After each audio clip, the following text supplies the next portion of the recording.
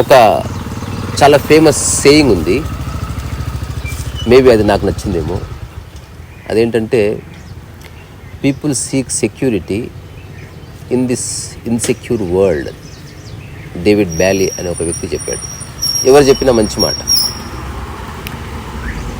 So security కోరుకుంటున్నాడు ప్రతి మనిషి ప్రపంచంలో. కానీ ప్రపంచానికి సంబంధించిన అన్ని విషయాలు ఇన్సెక్యూరిటీ తీసుకెళ్తాయి.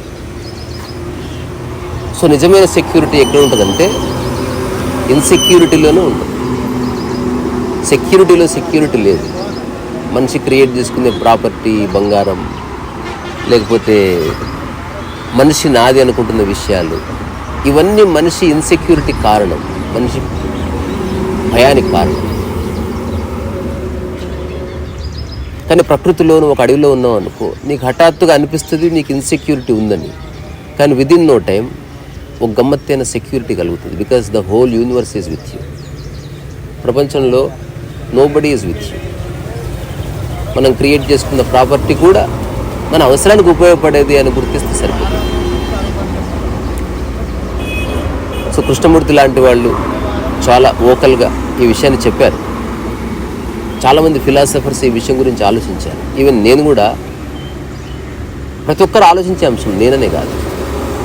ఇన్ని క్రియేట్ చేసుకుంటున్నావు, దీనివల్ల నీకు భద్రత వస్తుందా, భయానికి లోనవుతున్నావా? ఏమీ లేనివాడు హాయిగా నిద్రపోతాడు చెట్టు కింద. అది నీ జోబులో బంగారు ఉంగరం ఉందనుకో, నువ్వు పడుకోగలవా? ఇంపాసిబుల్.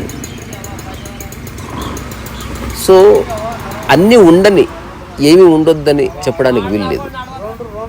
అన్నీ ఉన్నాయి, కానీ వాటి పట్ల గంభీరత తీసేయాలి.